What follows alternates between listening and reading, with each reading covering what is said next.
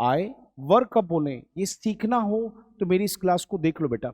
बच्चों जब भी कभी आई वर करके कोई सेंटेंस बोलते हैं ना, तो वो सेंटेंस में दो बातें होनी चाहिए।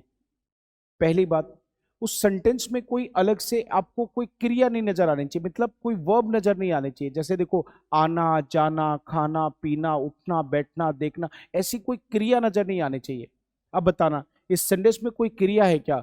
मैं पढ़ाता हूं, आपके मन से निकलना चाहिए कि हाँ सर, पढ़ाना तो एक काम है, क्रिया है। पर मैं कहूं कि मैं टीचर हूं, तो टीचर तो कोई काम नहीं है। मैं बीमार हूं, मैं क्लासरूम में हूं, मैं पढ़ा रहा हूं, काम आगे पढ़ाना। आप पढ़ रहे हैं, काम आगे पढ़ना। मैं बीमार हूं, पर इसमें तो कोई काम ही नहीं है।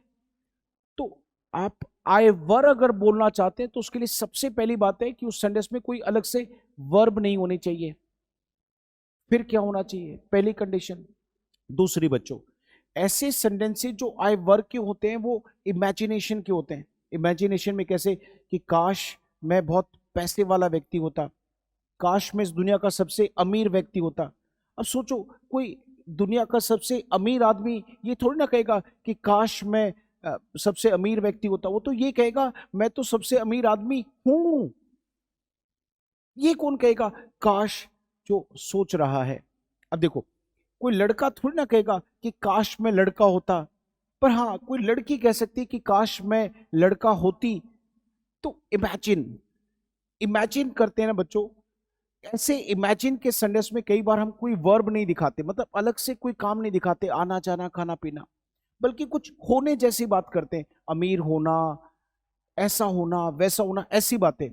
तो दो बातें बच्चों, आई वर्ब बोलने के लिए दो बातें। एक, जहां पे कुछ इमेजिन कर रहे हैं। दूसरा, वो सेंटेंस बिना किसी वर्ब का है। तो ऐसे सेंटेंस में अब देखो, पहले इमेजिन करने वाले वर्ड देखो, काश, आई विश। अगला वर्ड देखिए बेटा, वुड दैट। अगला वर्ड देखिए बेटा, इफ। और भी वर्ड है पर सबसे मेन मैंने तीन वर्ड दे दिया आपको। काश ऐसा होता, would that, I wish, if. और फिर बोले, would that I were, I wish I were, if I were. और फिर आगे क्या लिखना है? कोई ऐसा शब्द जो कोई वर्ब नहीं है। जैसे कि देखिए, आई विश आई वर रिच, काश मैं पैसे वाला व्यक्ति होता, अमीर व्यक्ति होता। और देखिए, आई wish I were a doctor. ये कौन कहेगा बेटा? जो डॉक्टर नहीं है। डॉक्टर थोड़ी ना कहेगा कि काश मैं डॉक्टर होता। एक और सेंटेंस देखिए, आई wish I were a boy. ये कौन कहेगा बेटा?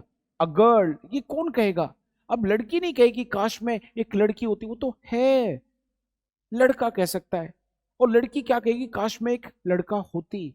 तो बच्चों, आई वर कहना पॉसिबल है, पर वो कब कहेंगे?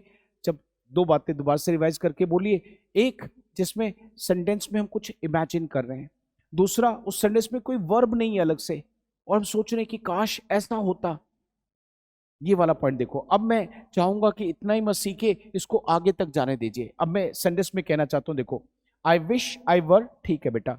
आई विश यू वर, ये भी ठीक है। आई विश वी वर, ये भी ठीक है। आई विश दे वर, ऐसा भी ठीक है बच्चों। पर देखो, आई विश ही वर, ये भी ठीक है।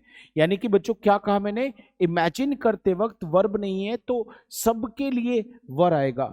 वोज, इज, एम, आर नहीं आएगा। मैं क्या कह रहा हूं? वोज नहीं, इज नहीं, एम नहीं, आर नहीं, क्योंकि हम इमेजिन करके बोले। और इमेजिन करके बोलने का ग्रामर कुछ इस तरीके का होता है, आई wish I were.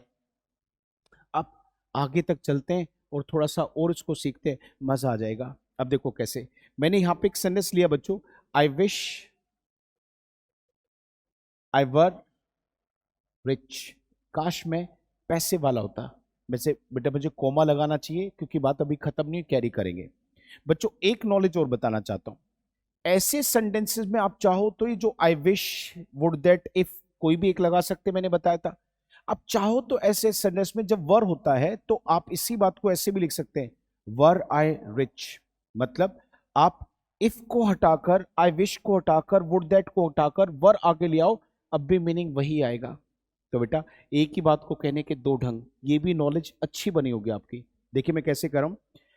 If I were a doctor, इसी को मैं ऐसे कह सकता हूं, वर आई अ डॉक्टर। अगर मैं कहता हूं if she were a doctor, were she a doctor, काश मेरा बेटा एक डॉक्टर होता, I wish my sun were a doctor, नहीं, मैं ऐसे भी कह सकता हूं वर माई सन अ डॉक्टर, ये भी ठीक होगा। अब ये हो गया पहला पार्ट।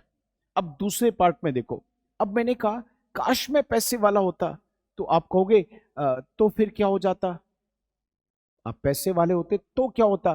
तो देखो मैं क्या कह रहा हूं, अगर मैं पैसे वाला होता तो मैं एक मतलब राजाओं जैसी जिंदगी जीता। आई विल, ये वाली गलती है बेटा। जब हम सोचते ना कि काश ऐसा होता और फिर बताते तो क्या होता, तो जो होता वो भी हम कल्पना करके बोले तो ऐसा होता। तो बेटा वो जो कल्पना करके बगल का सेंटेंस बोल रहे हैं वो विल से तो नहीं बोलेगा बेटा, उसको इंग्लिश में हम एक मॉडल से लिखते हैं, that model is would. So the moment you are just imagining something or you are thinking about something which is not possible right now, so it's sheer imagination. In such sentences, we use, if there is no verb, we use were. But the sentence which is going to complete your statement, that statement should be written with the help of a modal. That modal should not be will, that should be would. So this is what you need to understand, guys. So देखिए मैं क्या कर रहा हूँ, आई wish I were rich, तो क्या होता, I would. अब मैं जीता, लीड अ लाइफ, लीडा एक छोटा कर देता हूं, लीडा हैप्पी लाइफ। तो मैं कैसा जीवन जीता, एक खुशी जीवन जीता, मतलब ऐसा जीवन जिसमें बहुत खुशी होती है। अब ये सेंटेंस, अब मैं चाहता हूं कि मैं ज्यादा ना बना के आप सेंटेंस बनाओ बच्चों। मैं चाह रहा हूं कि आप एक स्टेटमेंट लिखो, पता है क्या, काश मैं एक डॉक्टर होता तो मैं गरीबों का मुफ्त में इलाज करता।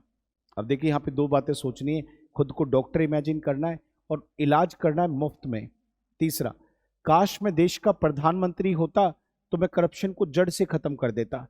तो अब यहाँ पे दो नए वर्ड सोचने हैं, देश का प्रधानमंत्री अपने आप को सोचना है और करप्शन को जड़ से खत्म करने वाली बात को आपको कहनी है। ये दो बातें आप इंग्लिश में सोचिए बच्चों।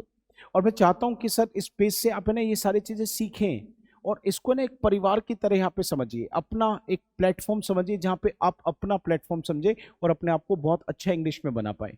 बच्चों हमारा ये प्लेटफॉर्म हर किसी के लिए, जैसे हम अक्सर यहाँ से ऐसी जानकारी भी बच्चों को देते हैं जो आप लोगों के लिए बहुत कीमती जानकारी बन सकती है। अब देखिए ना, आप यही जानकारी देख लो, आप हमारा बैच है, समर वेकेशन का बैच है।